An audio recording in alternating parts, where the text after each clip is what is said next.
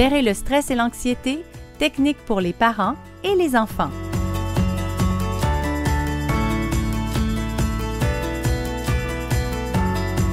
On parle du stress chez les parents. Caroline, à quel point le stress parental a une influence négative sur le stress vécu par leurs enfants? J'ai envie tout de suite de rassurer les parents. C'est pas parce que vous vivez du stress, de l'anxiété ou même que vous avez un trouble anxieux que nécessairement vous affectez négativement la vie de votre enfant. C'est toujours dans la façon que vous allez prendre soin de vous, dans les stratégies que vous allez mettre en place pour prendre soin de votre stress et l'anxiété, c'est là que ça va avoir une influence sur l'enfant. Mais on le sait que le fait de grandir dans une famille où il y a un parent qui vit avec de l'anxiété va augmenter les probabilités que l'enfant développe des problématiques anxieuses ou même dépressives. Donc, on parle de 2 fois plus de chances à l'adolescence de développer un trouble anxieux ou développer une dépression lorsqu'on a un parent qui vit avec des problématiques d'anxiété. Okay. Donc, cela dit, ce n'est pas parce que notre parent vit avec de l'anxiété qu'on va développer un trouble anxieux. L'anxiété, oui, il y a un facteur génétique, mais il y a un facteur aussi environnemental, d'apprentissage. Est-ce que je mets en place un environnement dans lequel l'enfant va voir son propre parent prendre soin de lui? Ouais. Ça a un énorme impact. Et on voit que pour les enfants qui ont grandi dans une famille avec un parent anxieux qui utilise des stratégies pour se gérer, on voit que c'est un facteur de protection dans la vie de l'enfant parce qu'il est exposé à plusieurs stratégies, à une normalisation d'utiliser ces stratégies-là au quotidien. Puis les parents d'aujourd'hui ont peut-être pas été aussi bien sensibilisés au stress quand ils étaient jeunes, comme on le fait maintenant, oui. Entre autres avec aidersonenfant.com, auprès des parents et des enfants. Donc, ces parents-là ont l'opportunité d'en parler avec leur enfant parce qu'ils connaissent, ils vivent eux autres aussi le stress. Il faut le voir quand même comme une opportunité positive. Là. Oui, absolument. Puis, on fait de notre mieux avec les outils qu'on a dans l'instant présent. Donc, si on dit, j'en ai pas assez parlé ou je pense que mon stress a déversé à certains moments sur mon enfant, mais tout n'est pas joué, là. Donc, le cerveau est extrêmement malléable, mais c'est vraiment important de prendre soin de nous comme parents parce que le stress, comme on le disait, c'est contagieux.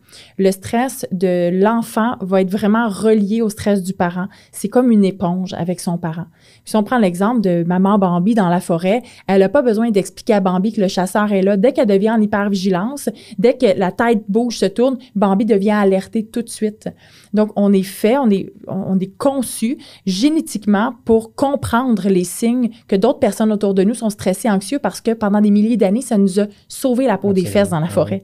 Donc, on va détecter le stress des autres. Donc, si on se sent stressé comme parent, on est aussi bien de dire à l'enfant, tu sais quoi, j'ai eu une grosse journée, en ce moment, je me sens pas très bien. Cela dit, je suis capable de prendre soin de moi et je vais prendre soin de toi.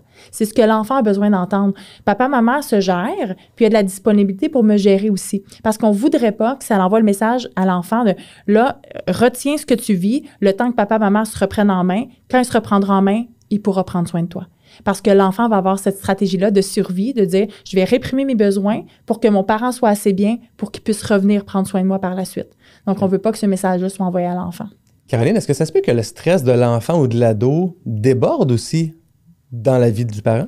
Oui, c'est pas seulement unidirectionnel, hein, on est en relation, on s'inter-influence. Donc, ça se peut très bien que le parent subisse du stress de l'enfant, de l'adolescent. Cela dit, c'est pour ça qu'on doit prendre soin de notre verre d'eau, qu'il doit y avoir de la disponibilité parce que l'enfant, à différents moments de sa vie, il va avoir plus à déverser dans notre verre d'eau.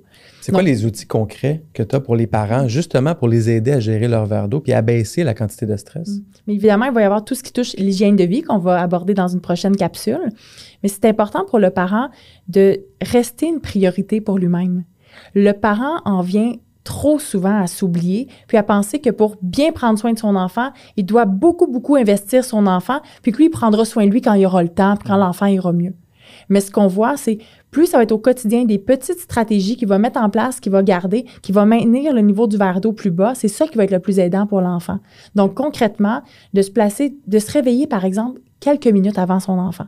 On réveille les enfants, des fois on est urgé. Le parent qui se lève 20 à 30 minutes avant pour prendre son café tranquille, organiser sa journée, avoir un moment de silence avant d'entendre 120 fois maman et papa, toutes sortes de demandes. Ouais. Donc de préparer notre journée, ça permet déjà de diminuer le verre d'eau.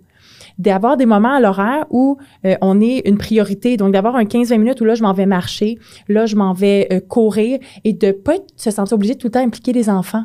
Tu parles de oui, mais là, je vais aller marcher. Donc, comme c'est aussi bon pour les enfants, je vais les amener marcher avec moi. Donc, c'est plus un moment pour toi parce que là, tu parles tout le long avec l'enfant, t'accueilles, ton verre d'eau peut se remplir aussi en même temps. Donc, même si techniquement, c'est bon pour ton stress, c'est un moment que tu consacres à ton enfant. Donc, d'avoir des moments dans la journée, on dit aujourd'hui, concrètement, qu'est-ce que je vais faire pour moi? Et ça n'a pas besoin de durer 1h30. Donc, dans l'idéal, on va bouger tous les jours, mais c'est de se dire, qu'est-ce qu'aujourd'hui je peux mettre en place?